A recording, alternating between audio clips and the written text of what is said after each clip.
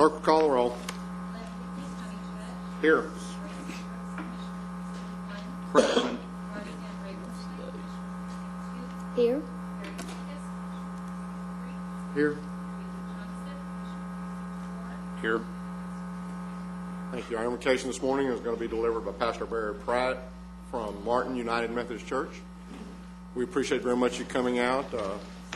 Pastor Pratt is past chairman of THR out in the HEB facility, or out in the HEB area, and has been very active in our area, and we appreciate your service. My pleasure. Thank you. Let us pray. Loving God, too often we are content to be followers, for it is easier to let someone else make the hard decisions, forge the new paths, or speak the words of truth that need to be spoken. But there comes a time when you call us to take up a mantle, and as Elijah passed the mantle to Elijah, those who have been followers are now called upon to lead. This morning, O God, as we come before you in prayer, we ask what mantles you would have us pick up, what tasks or situations touch our hearts and souls and nudge us from complacency to action. We lift our prayers for our communities. We ask that you would guide all those whom we the people have chosen to be leaders. May all who lead learn to do justice, love mercy, and walk humbly before you. May they grow in trust, and may take the creative risks necessary, that together they might find new and innovative ways to enrich our communities. For your abounding grace, unlimited love, and infinite mercy, we give you thanks this day. Amen. I pledge allegiance to the flag of the United States of America and to the republic for which it stands, one nation, under God, indivisible, with liberty and justice for all. Honor the Texas flag. I pledge allegiance to thee, Texas, one state, under God, one and indivisible.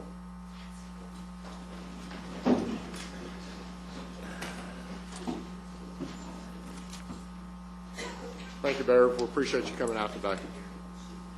Mr. Manius, agenda announcement. Thank you, Your Honor. Members of the Court, we just have one announcement this morning. As we go through the agenda, we're going to move the one of the briefing presentations up to the administrator's section. So when we get to the administrator's part, we're going to bring the NTTA presentation forward to the court at this time. Thank you. Court members, you have before you the minutes of our January 19th meeting. Move approval. Second. You have a motion and a second. Any discussion? Please vote. Motion passes unanimously. Under proclamations, resolutions, Commissioner Fickus, I believe you have one. It's for ratification only. It's a proclamation to Harmony Science Academy, which is a charter school. It's located in Euless. It's doing a great job, and we're going to be presenting it Saturday. Second. We have a motion and a second. Any discussion? Please vote. Motion passes unanimously. You have before you the consent agenda. Move approval of the consent agenda. Second. We have a motion and a second. Any discussion? Please vote. Motion passes unanimously. We have a public hearing today. Ms. Lamb?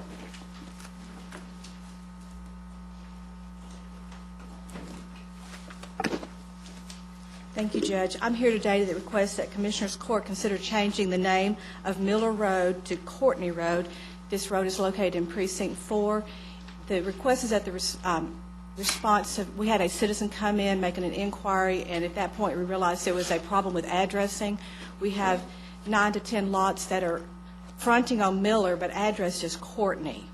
And so it's an emergent response problem. We've coordinated with TAD and are recommending this change. This is a public hearing. Is there anyone here today wishing to speak to this matter? None appearing, then I will close the public hearing.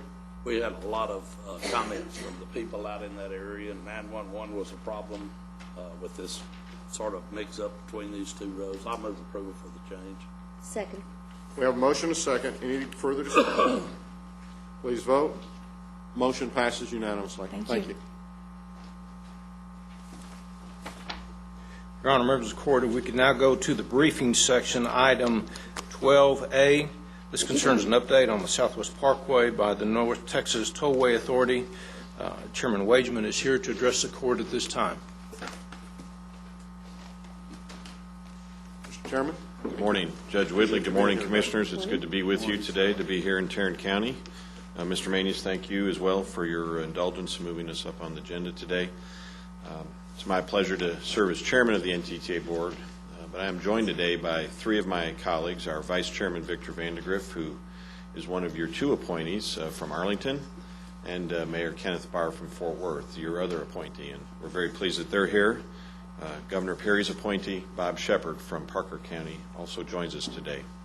The fact that 4 board members are here in your court this morning to participate and be part of this presentation is, I think, testimony to the seriousness with which NTTA takes this project. We are very focused on it at our authority, and we're working closely with our partners at the RTC and at TxDOT, both here in the district with Ms. Chavez, the district engineer, as well as her deputy, Mr. Barth, and the folks in Austin at the commission and at the administration level. 2010 is a critical year for Southwest Parkway, Chisholm Trail. We need to start significant construction this year. The presentation that our staff will show you is the plan, the financial plan, in working with in partnership with our partners to try to get a plan to the market so we can find the necessary resources to construct the project. I'd be remiss if I didn't say, however, that there is already significant activity in the corridor. The Union Pacific Railroad agreement, which was reached last year, has contracts being let, and that construction will begin soon. And of course, stimulus money has been put on the interchange. I believe it's at 20, and then there's additional stimulus money down on 67 in Johnson County. Today's briefing will conclude 3 briefings that we've had over the last 2 days. We were in Johnson County at their Commissioner's Court yesterday to brief the commissioners and the judge, as well as at the City of Fort Worth earlier this morning. So with that, I'm going to introduce Alan Clemson, our Executive Director, who resides in Tarrant County, one of your own, and Alan will take you through the presentation. All the board members are here to answer any questions you may have at its conclusion. Welcome, Alan. Alan was the GK of Dallas County for many years. He's lost more hair as a result of his bout with Dallas County than you have with us. Dallas County is more difficult. Yeah, and all that time, so he saw the light and lived in Tarrant County. That's the only reason I have any hair at all. Welcome. We Thank you very much. I'm not going to say anything. I'm just going to sit quietly. We have enjoyed the many years of friendship and work with GK, and y'all are really in the regional bureaucrats really think you should feel blessed to have him on your staff. But enough of that type of accolades, and we'll go on to make the presentation that. This is really a major partnership, a major joint venture between the Texas Department of Transportation, the North Texas Tollway Authority, and the Regional Transportation Council. And Maribel Chavez is here, and Michael Morris is here, will be here in just a second. But without that joint effort, this thing would not even be off the ground. So Michael's always late. he was on the phone talking to Austin, and so he figured that might be a little bit more important, but he'll be right here in just a second.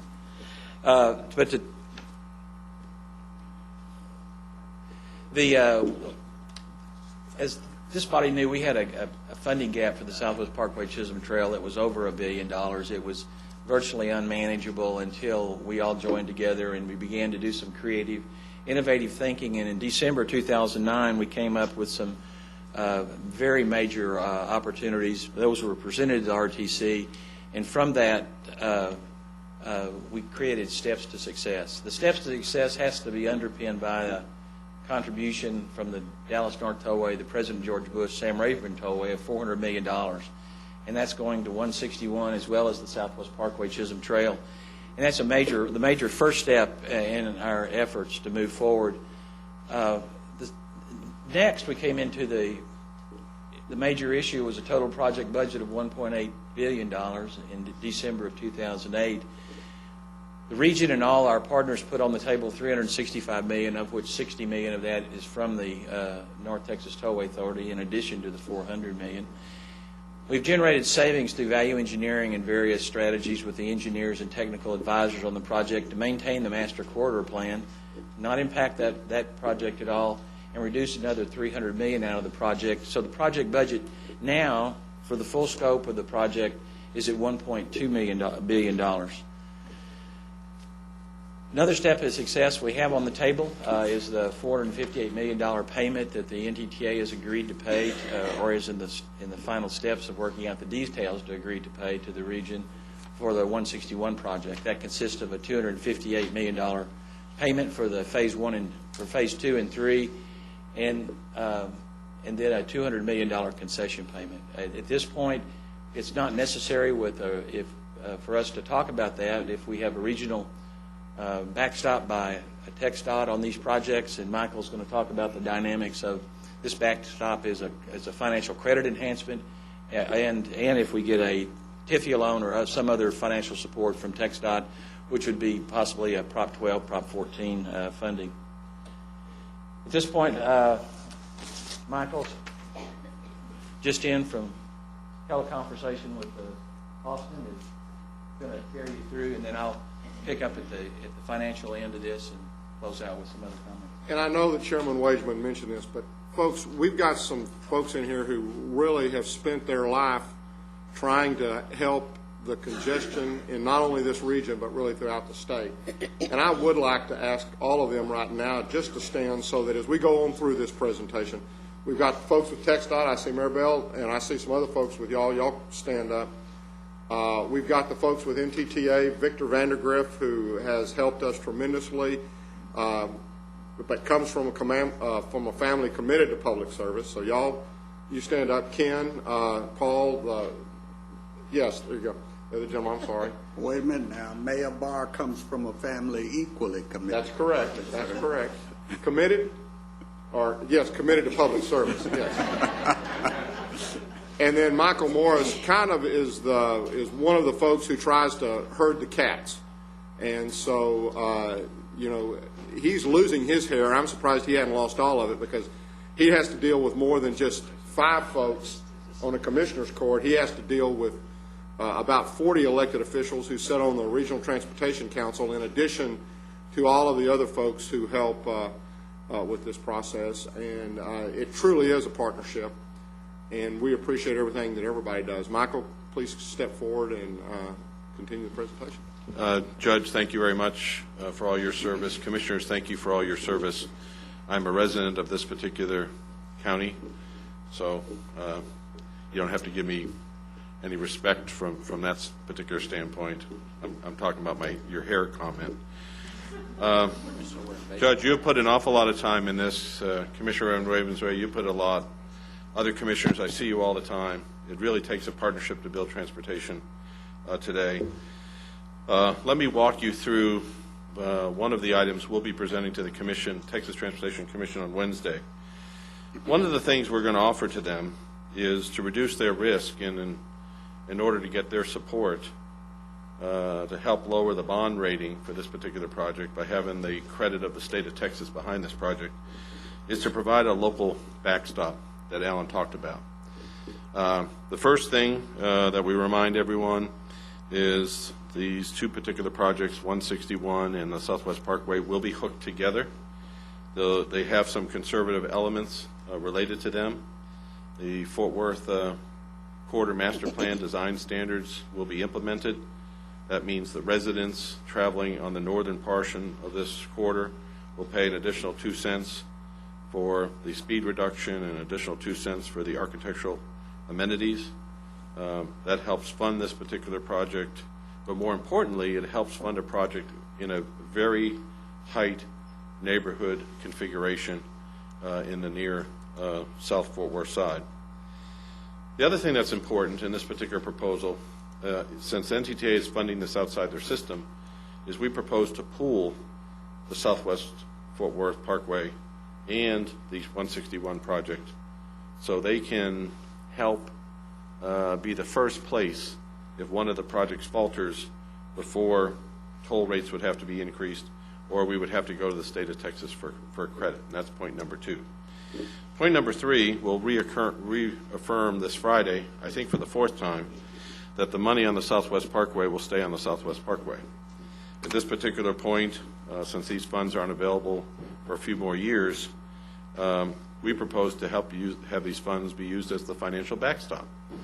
All of these elements are being put in place to reduce the anxiety of the Commission on why they should step forward and support these particular projects.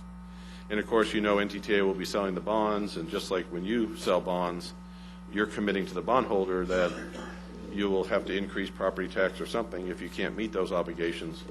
Well, the same thing is true with the North Texas Tollway Authority.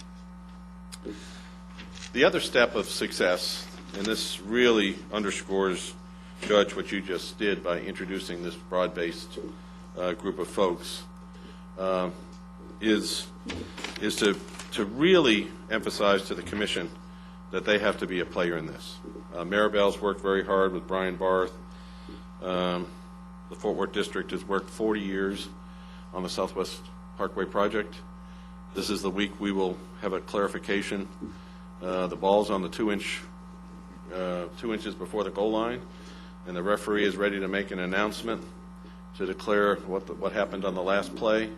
And we will hear from the Commission on Thursday with regard to what is the next step for us to go ahead and get this ball across the goal line.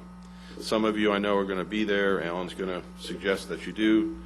It is critical that the RTC reaffirms, gets outside its comfort zone, and continues to press for the construction of these two projects. It's critical that the North Texas Tollway Authority reconfirm and press for the construction of these two particular projects. And it's critical that the Texas Transportation Commission reaffirm their commitment for these two particular projects. And that is really the conversation. We've knocked on the door of NTTA. We have a joint resolution that will go to the Regional Transportation Council Friday. We've obviously knocked on the door of the Regional Transportation Council. They've done yeoman service with regard to getting these projects done. And we're ready to knock on the door of the Texas Transportation Commission. The project, and we've looked at probably 20 options in the last 10 or 12 weeks. Scenario 1C, I'll describe to you, is the proposed construction of the Southwest Parkway for a project that was originally $1.8 billion. $300 million or so is under construction. We did value engineering on another $300 million. We stage constructed it to save another $160 million from almost $2 to almost down to about $1 billion. We still stay firm that 1C is the correct project, and let me walk you through that. This particular building sits right around where 1C is on the map in downtown Fort Worth. The Southwest Parkway goes from Interstate 30 all the way down to the city of Cleburne. The red lines on this map are to build the project initially to its full completion. The blue area, which is the interchanges, I will blow up in a moment, the interchanges near Interstate 20 and 183. You see on the bullet, we will defer 6 of those interchanges at this particular time. Build the 4 direct connects, and then the remaining access will occur through the regular ramping system and not through a direct connection. Those direct connects will be built over time. And of course, they're all engineered at one time to make sure they fit. 4 need to be built now. The remaining 6 will be built over time. As the project heads south, the volumes decrease. And at 1187, the proposal is to build a stage-constructed roadway from 1187 to Cleburne. This is not new. I've stood before you years ago on mobility plan presentations that we would stage construct the southern portion of the Southwest Parkway. So you would build the permanent northbound direction, put 2 direction of cars on it, and then eventually come and build a southbound direction in the future. You're all familiar with stage construction as a method to do this. We would like to get this project let this year and take advantage of the lower cost estimates. As you know, your bid items and our bid items are coming 20 or 30% under, and this is the perfect time to get this project and 161 across the goal line.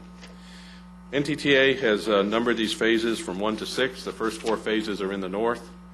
You already know the agreement that was reached probably 10 years ago between the City of Fort Worth and NTTA, 50-mile-an-hour speed limits, 4-cent higher toll rates to be sensitive to both the speed and to the architectural amenities of weaving that roadway through the established neighborhoods in your portion of the county. And, of course, this will be built to its final cross-section as indicated in the mobility plan. Here is your spaghetti that you have at the interchange of 20 and 183. We just came from the Fort Worth City Council. Jungus Jordan described this as the financial plan on how this project is being done. It too is complicated, of course. You can see all the movements that are there. Those nice circular ramps are quote, direct connects. You see them at a lot of the major interchanges. We have a major project at Interstate 35W and 820 on the north side of your county to build those direct connects at that particular location, to give you another example. Here are the movements at the interchange that need to be built now and the movements that will be deferred, so you can see which ones those are. And then, of course, everyone can still make those movements, but you may have to get off at a regular or diamond ramp, get on the frontage road, go through a traffic signal. And, of course, the high volumes will have the direct connects, and the lower volumes will stage construct their improvements over time. As you head further to the south, you have 2 lanes in each direction in Section 5. This is at the southern portion of your county. The speed goes up to 70 miles an hour, and the toll rate goes back to the regular toll rate of the region, which is around 14.5 cents per mile. And then when you get south of, here's another look from Dirks Road down to 1187. This is where the final 4-lane section will be built. And then 1187, it'll telescope to the 2-lane section. The nomenclature that TxDOT uses, it's called a Super 2. If you've ever been in rural sections of this state, you have a lane in each direction, and then 4 or 5 miles go by, then it widens out, and I'll show you a picture of it so you can pass. The same thing will occur in this 13-mile section. There'll probably be 2 locations where you'll be able to then open up what will be the permanent facility for people to pass, as you then, again, telescope the roadway back. So you're not stuck for 13 miles, Commissioner, behind somebody in a hay truck or something else with regard to that. Again, the toll rate, as I indicated, would go back up to its, go to the regional. Here you see a sort of a top view of what it would look like. You have a lane in each direction. You pass for a little while. Again, the roadways in the rural portion of the state are built this way. We've had lots of conversations since the RTC workshop in December with cities and counties. Yesterday, we're at the Johnson County Commissioners Court. They very much understand the stage construction of this project, very much support it. We'll be in Austin articulating the importance of both the southern and the northern section of this particular corridor. My first engineering assignment when I came to this region in 1979 was the Southwest Parkway. So I'm a little biased 30 years later standing. You'd like to finally get something done? I would like to, the impression from my judges, I didn't get anything else done in that 30 years, but I would like to see this get across the goal line as part of that particular initiative. You could imagine this being, the northbound section of the toll road in Johnson County. Here's where it would flare out for 2 lanes as part of that particular initiative is another visual for you. Judge and Commissioners, A, thank you for your service. B, I'm more than happy to respond to questions. Alan's going to walk you through the financials. Today is the day that all the institutions, the county, the city, TxDOT, RTC, NDTA, all hands on deck. 40 years later, it's time to get the ball across the goal line. Thank you. Thank you, Michael. It's all about the money. When we were here several weeks ago, there was a $1 billion gap. Today, after all the innovative, creative things that have taken place, we can show you that from all sources, using the total equity loan from the state, that's the RAP, the credit enhancement, with NTTA equity, with revenue bonds, and a TIFIA loan, a federal TIFIA loan, which is very important. It's first 5 years, there's no interest or principal. Second 5 years, there's just interest, and then it's interest and principal. We can deliver the project with the resources that are available. So we don't control TIFIA loans. TIFIA loans are commonplace, but we don't control them. Absent a TIFIA loan, there has to be a much smaller tool, a $300 million tool, but it could be a state infrastructure bank loan. It could be a Prop 12, Prop 14. There's just lots of mechanisms. There's just lots of remaining issues out there that we hope to talk to the state about over the next several days. I mean, it's very important. Like we are, like Michael said, at the final yard line, and we have. I think the big thing is that we pass a resolution, the North Texas Tollway Authority Board to pass a resolution endorsing this primary regional RAP that's going to give the greater level of comfort to the Transportation Commission to give us that credit enhancement, and it's on the RTC board for the 29th. So the big issue is tomorrow afternoon we're with the Texas Transportation Commission in their workshop. We'll be there to try to answer questions, persuade them to step forward. Their formal meeting will be the next day, and they will have a chance to adopt a tender minute order, which is an order that will express their intent of support. It's something that it's not a binding for that given day, but it expresses their intent. And from that expression, then the RTC will have some idea about the importance of also endorsing our regional RAP and giving and moving it forward. We have lots to do. There's a lot of things that can knock us off track, but we are right on the finish line. And Maribel is here. She can give we've always tried to get her to come up here and tell us everything the commission's going to do to us, but I know she can't do that. But she has, I think, a few comments from Austin that. Maribel, welcome.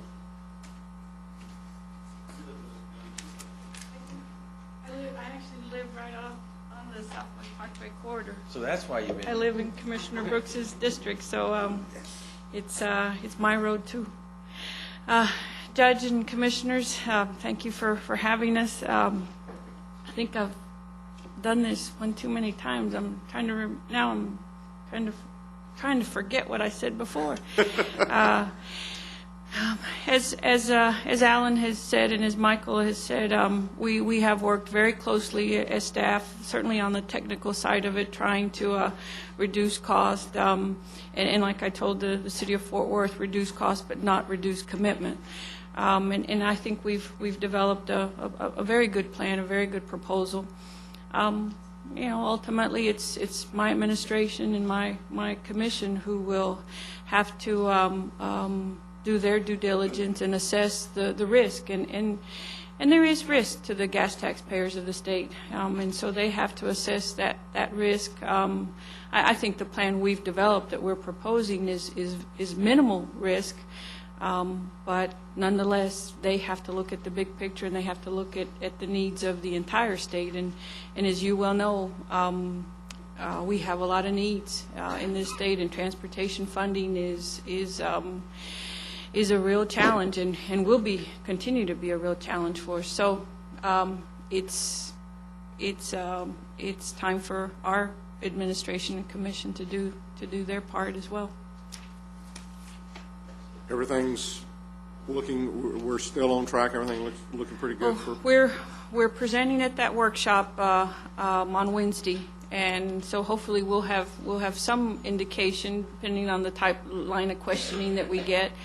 And of course the plan is that they at their regular commission meeting on Thursday, that they would pass what we call a tender minute order, hopefully indicating the level of commitment to the request that NTTA is making, both for the toll equity loans and for the I guess a request as well for the. I'm guessing you're making the request on SIB as well, State Infrastructure Bank Loan, and so we'll get some indication from our commission. And this number is down significantly as far as the number that we're requesting the backing of. I mean, that's down significantly from where we were, again, a couple of months ago. It is. It's down over $600 million of savings, the upfront payment and such. So. As well as the value engineering and the staging and phasing. So it's down substantially. We think with the regional RAP, that primary RAP that Michael presented, that goes further to hopefully give the state comfort that we'll never assess the toll equity loan. We've stressed these financial models with 15%, 20% less revenue than projected. The very, the risk to the state will be very, very minimal, but it is a substantial step to take, but the risk will be, and we hopefully will be able to show them and convince them of that. Any other questions or comments at this time? Again, I want to thank everyone for being here today and being a part of this. Victor, I want to thank you and Ken for representing Tarrant County. I know y'all are putting in a tremendous amount of hours. I won't even get around Ken's wife anymore when I see her at an event. Don't get around Director Banneker's wife either. Well, she married a lot into it. I know Ken's did too, but we cannot even begin to thank either of you enough for the service you've given to Tarrant County, and that's not taking anything away from the rest of you, because I know you're giving equal amounts in your area. Chairman Wageman, I know you devote a tremendous amount of your time away from your business also, so we appreciate y'all for that. Thank you very much. Thank you.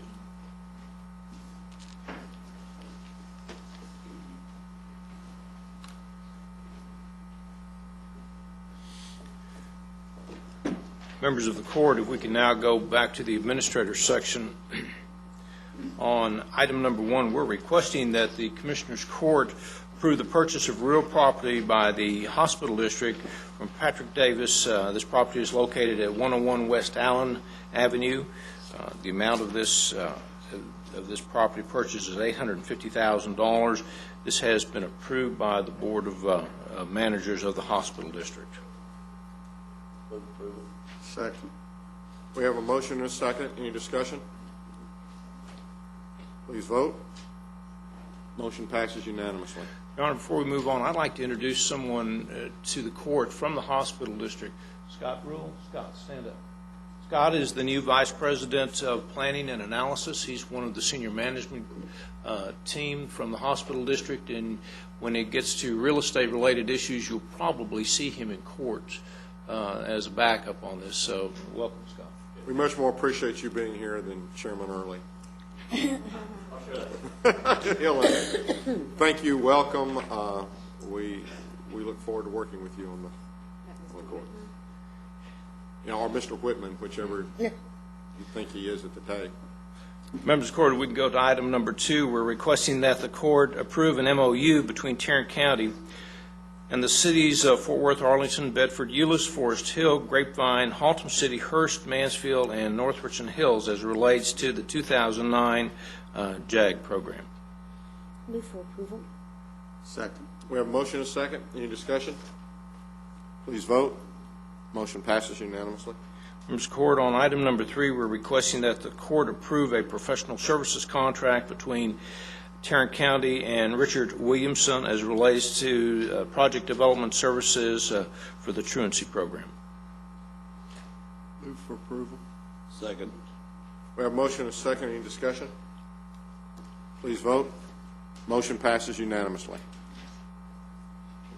Members of the court, if we could go to item number 4, we're requesting that the Commissioners Court accept a grant award from the Governor's Office Criminal Justice Division for the creation of the Veteran Court Program. Move approval. Second. We have a motion and a second. Any discussion? This is really beginning to be a trend. A lot of states are trying into some pilot projects. I think it's a great thing. I really appreciate Judge Carr's passion and willingness to do this. Please vote.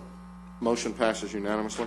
Finally, members of the court, on item number 5, we're requesting that the Commissioners Court approve an exception to the travel policy as it relates to in-region travel.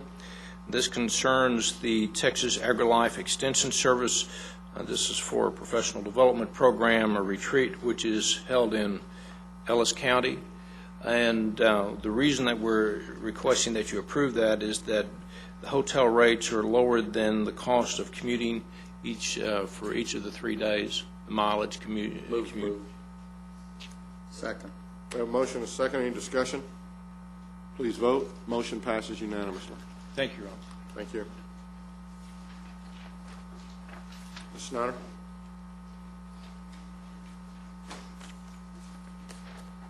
comment. Judge Carr has taken on a lot of extra burden lately with both the mental health court and the Veterans Court, and we should commend him. Risk Management Board is recommending the approval of 3 claims today, as listed on your agenda. Move approval. All three? All 3. Second all three. We have a motion and a second. Any discussion? Please vote. Motion passes unanimously. Thank you. Move to receive and file personnel agenda. Second? We have a motion and a second to receive and file personnel agenda. Any discussion? Please vote. Motion passes unanimously. Thank you. See, you can count those steps toward the wellness program. No, I don't think you actually can, but Get extra points for carrying all 3 cards. not very many. Mr. Beecham. Good morning. Good morning. Y'all don't want to approve ours like that? No. Thank you. We have one item for your consideration this morning. Our first and only item is a bid award recommendation for our bid number 2010-07007A, concerning a contract for paper and plastic products, specifically trash can liners. Recommendation would be to award on a per enterprise basis, awarding to the primary and secondary vendors as shown in your court communique. We are recommending rejection for Jan Pack for not holding their prices firm for the 1-year requirement in the contract specifications. Move approval. Second. We have a motion and a second. Any discussion? Please vote. Motion passes unanimously. Thank you. Thank you, Jack.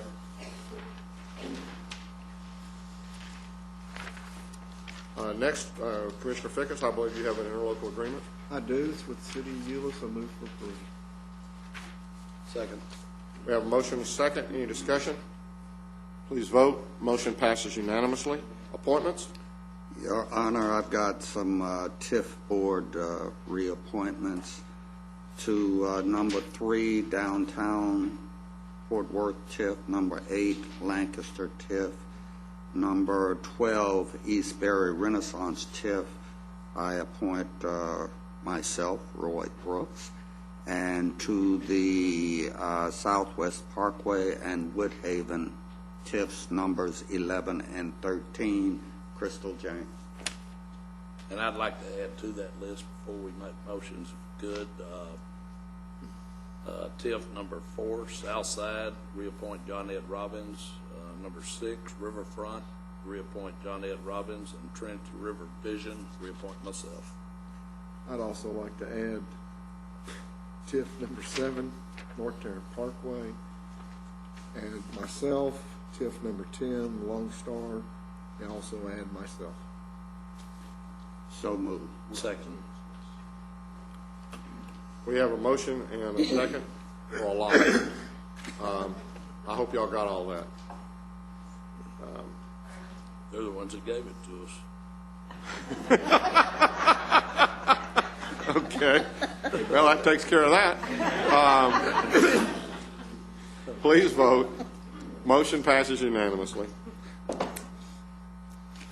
You have before you the claims, including the addendum. Move for approval of the claims, including the addendum. Second. We have a motion and a second to approve the claims, including the addendum. Any discussion?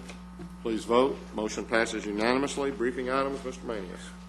Thank you, Your Honor. If we could continue with our briefing now, we'll move to item B. This concerns the Texas AgriLife Extension Service Annual Report. Mr. Carter is here to address the court at this time. Good morning, Your Honor. Good morning. Members of the court. Thank you for allowing me some time on the agenda this morning to just brief you on a few things that have been taking place in Tarrant County in the Office of AgriLife Extension Service. First of all, I wanted to say that I really appreciate, and all of us in our office appreciate, the support that you all provide us throughout the year. It would be impossible, not very technologically sound this morning. It would be impossible. Commissioner Johnson, come down there and help me with that. It would be impossible for us to accomplish our mission of serving the people of Tarrant County and providing them with up-to-date information that can help them improve their lives without the support that you provide us. And we do appreciate that, and I want to let you know that we do.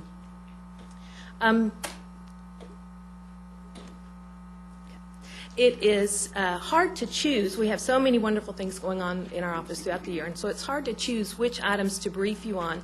But I do want to mention that you all have a wonderful version of our annual report in the form of a wall calendar for 2010. I would like to say thank you to Mr. Jim Duff and our Tarrant County Graphics Department for helping me get that all put together this year.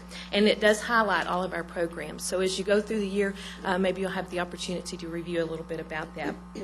Addressing obesity is an issue that is on the forefront, and it continues to be a concern in all areas, adults and children as well.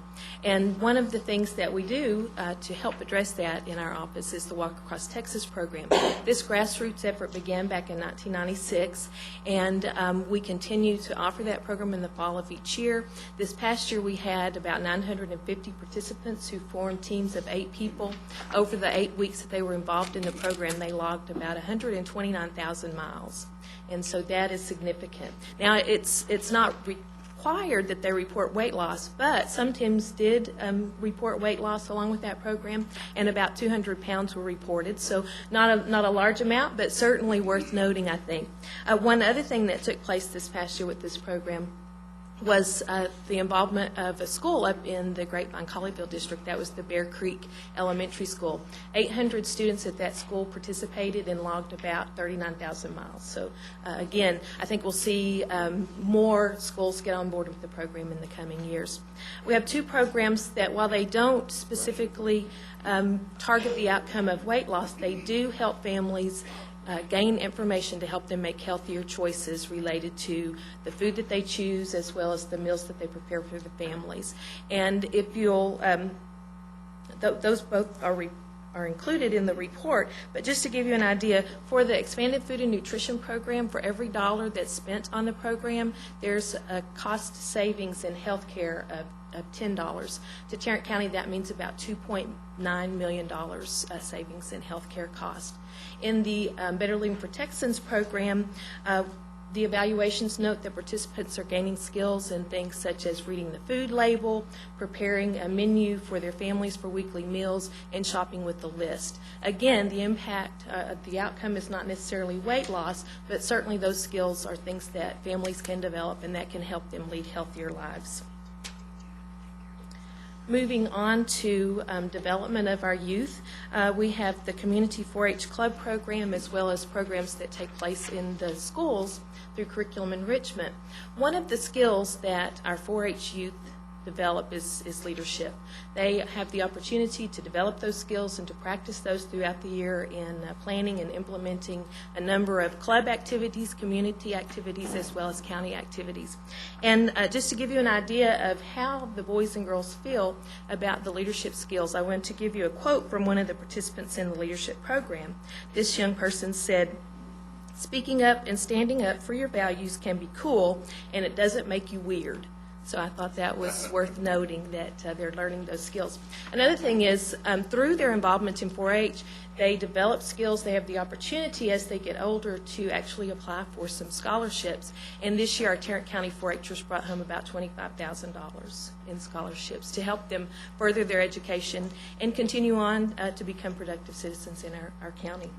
Lastly, on the youth development page, I wanted to make you aware of an event. It was a very significant event back in October, on October the 10th. It was entitled One Day 4-H, and I provided you also with a little handout on that that hopefully you can look over later. But this was an event that happened across the state. Every county was challenged to have youth involved in community service activities on this one day. And it was amazing. Every county did have some activity, some involvement. The impact that the boys and girls had on their communities was great. They picked up trash. They organized educational events. They worked at cemeteries. They did all kinds of things, just creative in every way. In Tarrant County, we had a young man that actually put together an event where he brought families that had children with Down syndrome and autism to his farm, and they got to participate in activities like feeding the goats and feeding the rabbits and riding tractors and things like that. So it gave them a time to relax and to have some experience in agriculture because it is such an important part of our life. And finally, protecting our environment. A couple of things I pulled out. Of course, with our horticulture and agriculture and natural resources programs, we have a lot of programs and activities that do work in protecting our environment. Two, I wanted to bring out, we have a unique tool that we use throughout the year. It's the string trailer. And it is a small trailer. It can be pulled behind a pickup, but it has a medium in it of crushed buttons.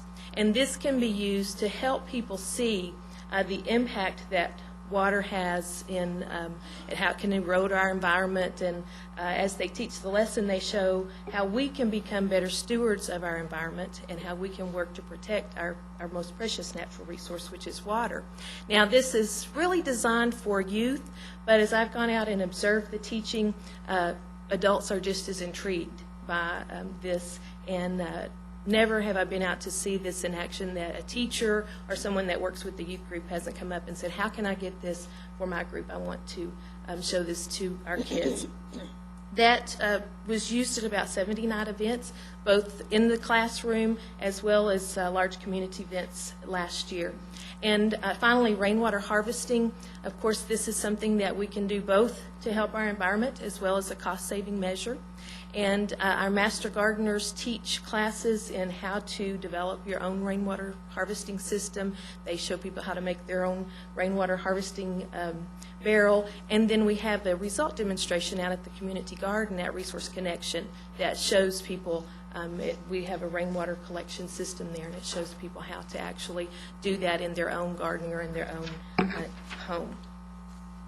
One last thing I'll leave you with is I just wanted to show you this slide shows our population demographics, and then it shows our educational contacts throughout 2009. These are the contacts that our staff made in some 2,800 educational activities in the community. I think this just reflects the commitment that our staff has in providing educational programs to reach the diverse population that we have in Tarrant County. And I'm very proud of all of the programs that we have, and I just had the opportunity to brief you on a few. I would welcome any questions or the opportunity to come and visit with you at another time if you'd like to learn more about some of the things that we're doing. Any questions, comments at this time? One thing I would, you mentioned the Down syndrome, the gentleman that's working. Yes. We've created a new council this year called the Intellectual and Developmental Disabilities Council of Tarrant County.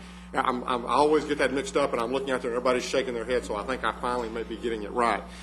It is a beginning of a new council. It was collaboration with ARC and with MHMR and Tarrant County and a lot of the other service and faith-based agencies. I would encourage him to talk with them. We're really trying to reach out to those folks who have children with Down syndrome and other intellectual and developmental disabilities, and try to bring them together to try to give them some support. I think that's something that he might want to participate and be a part of, and it sounds like he has some great opportunities there from that standpoint. So Definitely. I'll find out more we're about excited. that. It's different than the Mental Health Connection, and it's particularly focused at some other groups, and we're excited about the way that's beginning to start itself out. Good. Well, again, thank you for your time, and most definitely thank you for your support of our program. I think Commissioner Johnson has a... I just have one comment. That is February 20th is getting closer and closer. Junior Livestock Show and sale out at the Swine Barn at Will Rogers. Everyone needs to be there, but I need money before we go. All of you, all except two from these. That's what you say now. I anticipated this when she mentioned that, and I just... Two on the court are covered, and GK is covered. Okay. Thank you very much. I don't see Mr. Wilder, but he's actually. Checks in the mail. And Betsy. Checks in the mail. Checks. Thank you. Thank you again for being out here with us. Mr. Manius? Thank you, Your Honor. Members of the Court, if we could go to item C of the briefing. This concerns a briefing on the Northwest Subcourthouse expansion and a request by a 911 district to lease some of the shell space that is in that facility. I'm going to try to make a short presentation on this. I will tell you that Greg Petrie from 911 is in the audience, and I know that he will run up here very quickly if I make a mistake. And David Phillips is here, and also Rick Brunson, who, by the way, is the county's appointee to the 911 board. So anyway, last week we talked about this particular request, and I think it would be good for the court if we took a step back and just talked a little bit about what this request really is. 911 is requesting that they be allowed to lease space, to improve that space in the shelled-in area of the new Northwest Sub-Courthouse as an emergency backup center for dispatching activities. Now, what that means is, or what it doesn't mean, is that 911 will be in this facility on a 24-hour basis. This is a backup facility that if we have an agency, either police or fire or emergency medical, who loses their backup or their dispatch center for a period of time, not just 20 minutes or so, but either for a day or for a little bit longer than that, that they would be able to come into that center and operate their dispatch from that center. I know last week we talked, it was unclear to me, and it might have been unclear to you, just who all was going to occupy it and when they would be occupying this center. And this is not something that would be an everyday event. In fact, in our discussions with 911, we hope that we never have to use this center at all, but it would be there if an emergency arose and we had a failure, so we would have a failure rollover at this particular location. So what would be in the center would be something where that you would have a parallel system to various agencies and their dispatch systems. We talked last week a little bit about them bringing their equipment in. This equipment would be pre-staged in those centers, so that, and it would be hot, so that it would automatically be available to step in and act as a backup center without any downtime. It would be used only in the event that we do have a major breakdown in one of these normal backup centers. And I might tell you that there are agencies, the larger agencies in the county already have their own backup sites. These are to the smaller agencies that need to have a backup site, and it would be much more cost efficient for them to have one that is co-located with other smaller agencies to save dollars for those smaller jurisdictions. When we talked last time, we talked about how much space would be needed. We talked about something of around 3,000 square feet. In working with 911 and our facilities people, we believe now that that space can be diminished to about 2,000 square feet. The security itself, we talked a little bit last week about the keys and who would control security. That facility is going to be a facility where the locks on the doors are going to be accessed by a key card. So it's not as if we're going to have a large number of keys running around. And these cards can be activated or deactivated at any time. The activation would be part of facilities. We would use the constable's office if we needed security in the building at the time that they were there.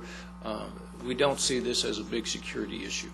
I think one of the things that we wanted to do, though, if we looked at this, was that we wanted to isolate this area away from other activities. And we believe on the third floor, where we have the bulk of our shell space, that we can do that. We can isolate them to one corner of the building, because there's really not, this thing is not developed to have public access. This is for law enforcement, fire, emergency medical to simply be in that room or in that area to dispatch. You're not going to have a lot of foot traffic coming back. In fact, we'd like to work to see if the court allows this, to have them access it from the service area rather than from the main area. The costs that are related to this are something that 911 has said that they will pay all of the costs for not only the construction piece, but to build out the area. And then, of course, the ongoing utilities and expenses like that, 911 would cover that cost also. And then also we would expect that there would be a small rental fee charged also by the county on top of all those costs. I'm going to talk a little bit about the shell space versus expansion space. Shell space is different than expansion space. for those departments that are currently in that building, as we design the new building, we have already incorporated in their new office spaces expansion ability for those departments. So when we talk about this shell space, it's not there to expand the existing departments. It would be something if the court would move a new program or a new department into the facility. Now, we have approximately 8,000 square feet of shell space in that building. We don't know how long it's going to be before we need that. We don't believe that if the court moved forward on this, that it would be something where 911 would be in that area forever. But rather, we would propose to the court that you do a 7-year lease on this space if the court desires to do that. And in effect, that will give 911 the opportunity to recoup its costs, to have a location that is not only supportive of our local municipalities, but also fairly critical because we have the juncture of 2 major telephone systems in the county that meet right at that location. And so, as we move forward, and as you consider your discussion or this request from 911, those are some of the parameters we would incorporate if, in fact, the court wanted to move forward with this. Quite frankly, it's a service to the community. It's a public safety issue, and it would foster cooperation and collaboration between the county and the various municipalities located in the northwest quadrant of the county. Is the reason for the reduction in square footage because they're going to eliminate the break room? Yes, sir. And we believe that we can become more efficient in the amount of space that we would actually need. And the 911 location would be in the northwest corner of that. I believe that's, yes, that's correct. There would be the commissioner's office is located on the 3rd floor. I don't believe that it would be a good idea to put it right next to the commissioner's office. I think that we wanted to basically isolate that area as much as possible. It's a secured area. It's a public safety issue, and I think that it would be better if we have there's a space between the commissioner's office and this particular location. Well, my main concern all along was that I don't want to see what we have built in there for growth to be eliminated. And by reducing this to 2,000 square feet and by having a 7-year contract, that I'm assuming that if the need were there at the end of 7 years, that they would move out and whoever could utilize that space. That's correct.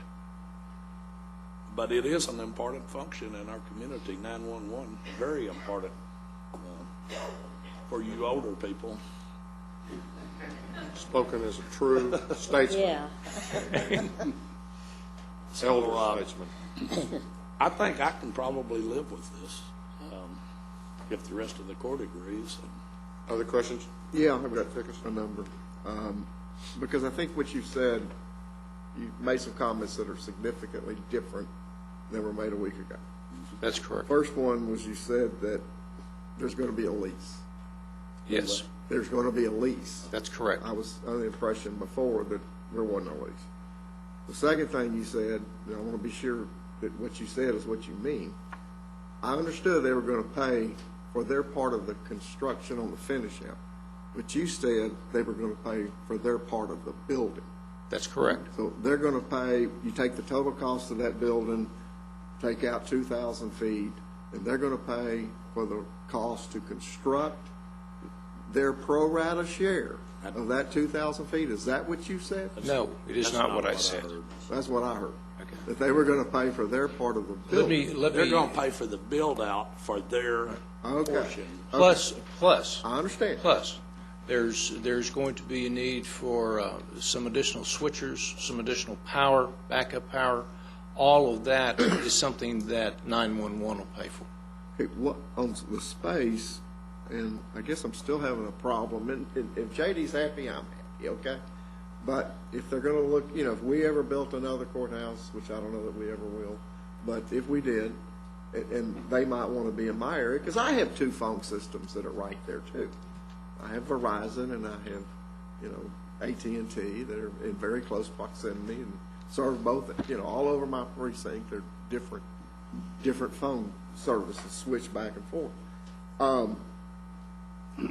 I don't understand. I've been in a number of the 911 areas in the police departments and fire stations and in my precinct. I don't get where they need that much square footage. I mean, this is for like if Azel's system goes down, their people, 4 of them, 3 of them, they work 2 or 3 to a shift for some of these smaller cities. Sure. They're going to come over there and occupy that space in Commissioner Johnson's building. It's not like they're sending an army in. Let me try to explain the reason for that, because we asked the same question that you're asking. The equipment in the backup center is not going to be one set of equipment that is common to all the different police and fire units, okay? They don't run the same type of software. It's a redundant system, so you're going to have a multitude of different servers and hardware that are going to be needed to be in place. So conceivably, if we've got 17 cities in Northeast, there could be 17 different. That ain't the way it works. They're not all totally different. No, but some of them are, and I'll give you a perfect example. If you have a CAD system, which is a computer-aided dispatch system, the police departments in this county do not run the same CAD systems, and there are a multitude of CAD systems that need to be in place. CAD systems are very important for dispatch purposes. Let me take it even a step further. Does it make sense to gear up for, let's say they got 17 different systems, okay? Does it make sense to have that kind of redundancy in that court? Because they were talking about 3 or 4 of these around the county.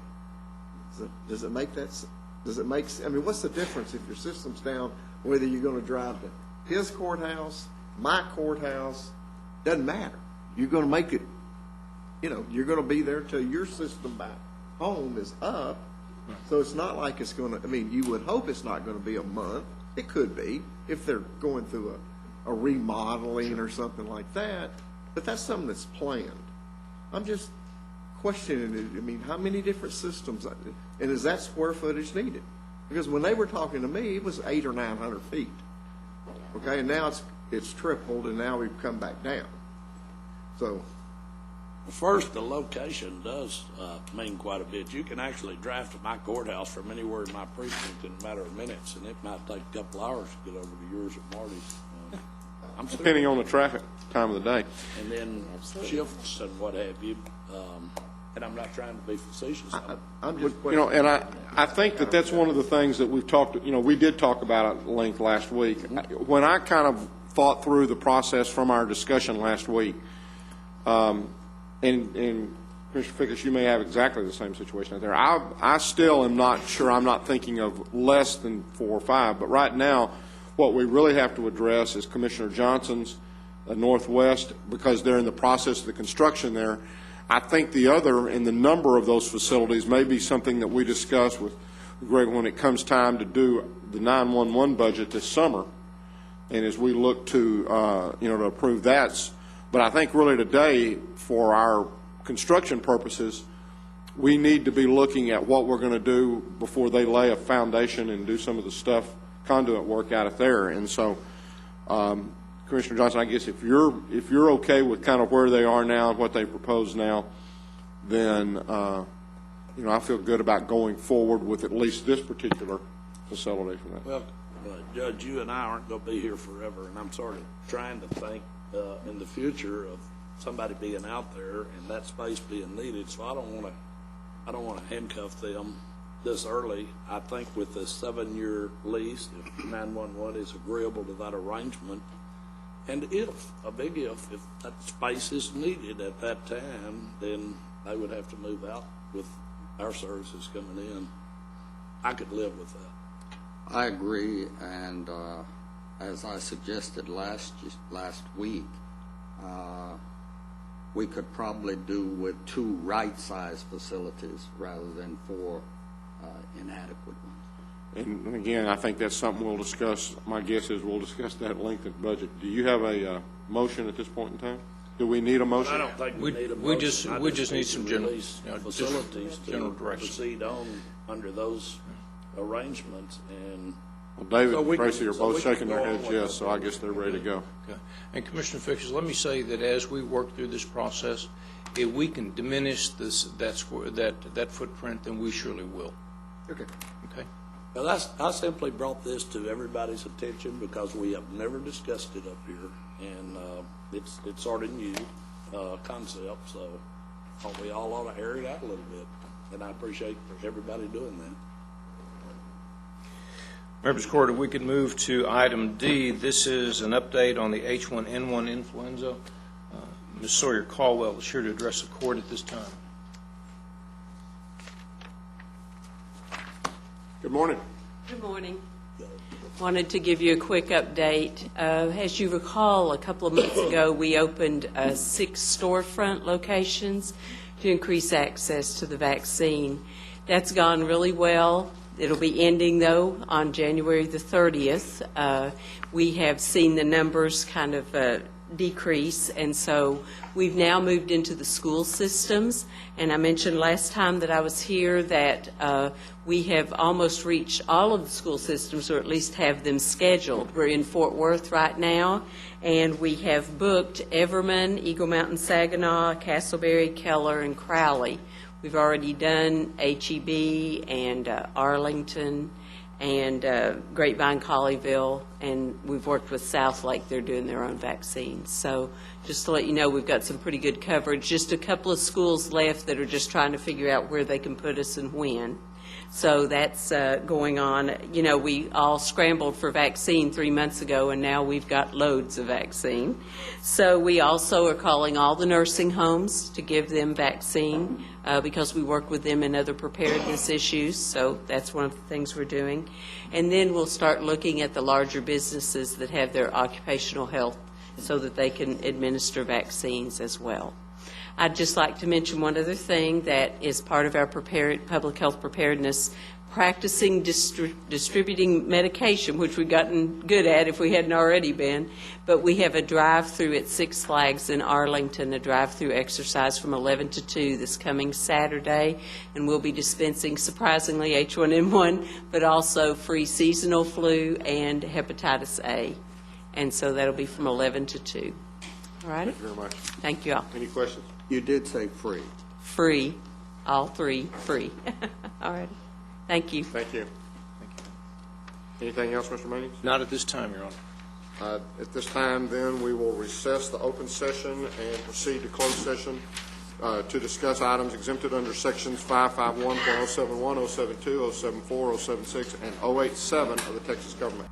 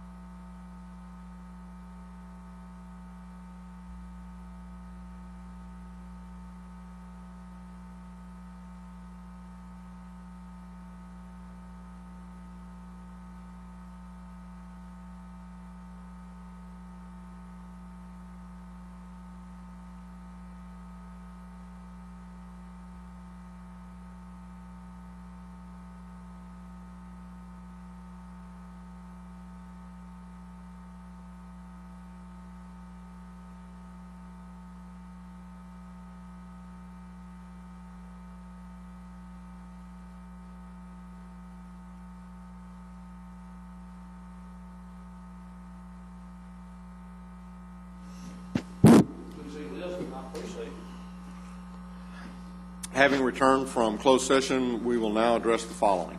Thank you, Your Honor. Under the District Attorney, item D2, requesting authorization to file suit against J.E. Hunt. About a what? File action against J.E. Hunt. J.E. Second. We have a motion and a second. Any discussion? Please vote. Motion passes on a vote of 4-1. Any other business? We're adjourned.